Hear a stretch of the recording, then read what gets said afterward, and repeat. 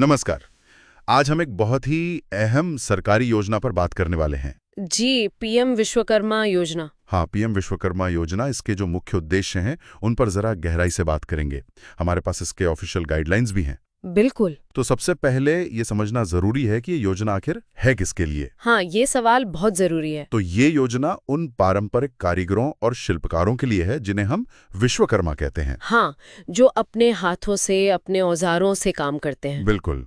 और अक्सर ये लोग सेल्फ एम्प्लॉयड होते हैं, अनौपचारिक क्षेत्र में। जी। और इनकी कला जो है वो पीढ़ी दर पीढ़ी चलती आ रही है, वो गुरु शिष्य परंपरा वाली बात। सही कहा।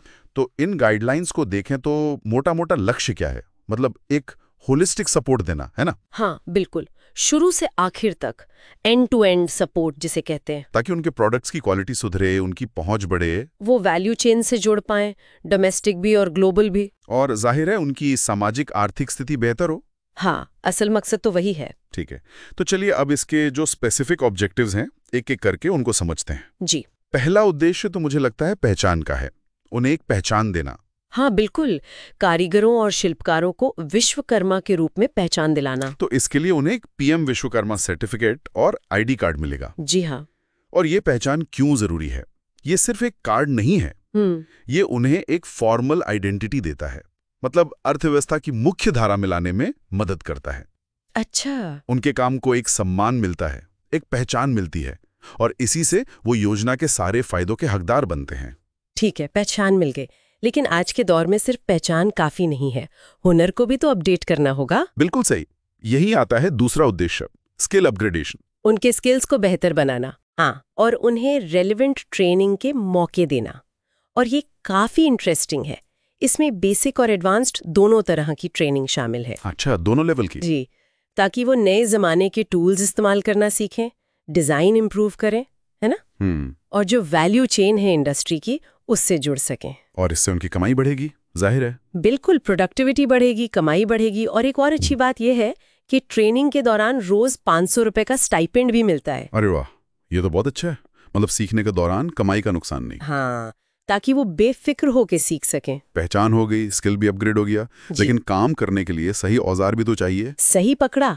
तो तीसरा उद्देश्य इसी से जुड़ा है, टूल किट इंसेंटिव। मतलब नए और बेहतर औजारों के लिए मदद। जी, जैसे ही वो बेसिक ट्रेनिंग पूरी करते हैं या उनका स्किल असेसमेंट होता है, उन्हें 15,000 रुपए तक का ग्रांट मिलता है, ई वाउचर के रूप में। 15,000? हाँ, ताकि वो मॉडर्न बेहतर उपकरण खरीद सकें। इससे तो काम की क्वालिटी और स्पीड दोनों बढ़ेगी। यकीनन, क्षमता बढ़ेगी, प्रोडक्टिविटी बढ़ेगी, क्वालिटी सुधरेगी। अब आते हैं सबसे बड़े मुद्दे पर, शायद पैसा, कैपिटल।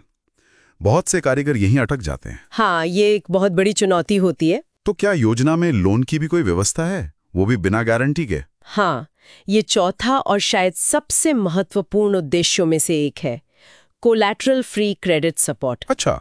कारीगरों को आसानी से लोन मिले और सस्ता लोन मिले। सस्ता मतलब ब्याज कम होगा? जी, सरकार इंटरेस्ट सबवेंशन दे रही है, मतलब ब्याज में छूट। ओके। पहले फेज में 1 लाख रुपए तक का लोन मिल सकता है 18 महीने के लिए। हाँ। अगर वो इसे टाइम पर चुका देते हैं तो फिर दूसरे फेज में 2 लाख रुपए तक का लोन मिल सकता है 30 महीने के लिए। और ब्याज कितना देना होगा? सिर्फ 5%। रियायती दर पर सरकार 8% तक की ब्याज सब्सिडी दे रही है। सिर्फ 5%? ये तो बहुत ही बढ़िया है। हाँ, ये वाकई गेम चेंजर हो सकता है उनके बिजनेस को बढ़ाने के लिए। आजकल सब कुछ डिजिटल हो रहा है, पेमेंट्स वगैरह। क्या इन कारीगरों को भी इस तरफ लाने का कोई प्लान है? बिल्कुल है। 5वां उद्देश्य यही है, डिजिटल ट्रांजैक्शंस को बढ़ावा देना। अच्छा, मतलब उन्हें डिजिटल पेमेंट्स के लिए प्रोत्साहित करना। जी, और इसके लिए इंसेंटिव भी है।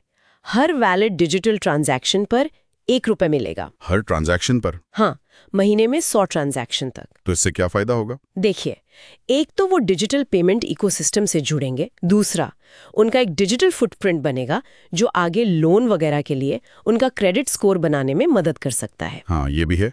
और ट्रांसपेरेंसी भी बढ़ती है। बिल्कुल। ठीक है, तो कारीगर तैयार हैं, हुनर है, औजार हैं, पैसा भी मिल गया, डिजिटल भी हो गए, लेकिन बनाया हुआ सामान बिकेगा कहाँ? मार्केट कैसे मिलेगा? बहुत जरूरी सवाल। और यहीं आता है छठा और आखिरी उद्देश्य, मार्केटिंग सपोर्ट। उन्हें बाजार से जोड़ना। हाँ, सिर्फ सामान बनाना काफी नहीं है, उसे बेचना भी है, तो सरकार इसमें मदद करेगी। कैसे? कई तरीकों से, जैसे क्वालिटी सर्टिफिकेशन में मदद, ब्रांडिंग और पैकेजिंग में सलाह और सपोर्ट। और सबसे जरूरी, उन्हें ई-कॉमर्स प्लेटफॉर्म्स पर लाना, जैसे सरकारी खरीद पोर्टल है जेम या फिर ONDC। अच्छा, ऑनलाइन बिक्री के लिए? जी, और इसके अलावा जो ट्रेड फेयर्स होते हैं राष्ट्रीय और अंतर्राष्ट्रीय, उनमें भाग लेने के मौके देना, ताकि उन्हें बड़े खरीदार मिल सकें। बिल्कुल, उनके लिए विकास के नए दरवाजे खोलना। तो अगर हम इन सबको जोड़कर देखें तो ये योजना सिर्फ अलग-अलग चीजें नहीं दे रही, नहीं, ये एक पूरा पैकेज है, राइट, एक पूरा सपोर्ट सिस्टम बना रही है कारीगरों के लिए। हाँ, एक होलिस्टिक अप्रोच है। पहचान से लेकर स्किल, टूल किट, सस्ता लोन, डिजिटल इनेबलमेंट और आखिर में मार्केट लिंकेज, सब कुछ कवर किया है। जी, ताकि वो सही मायने में आर्थिक रूप से सशक्त हो सके।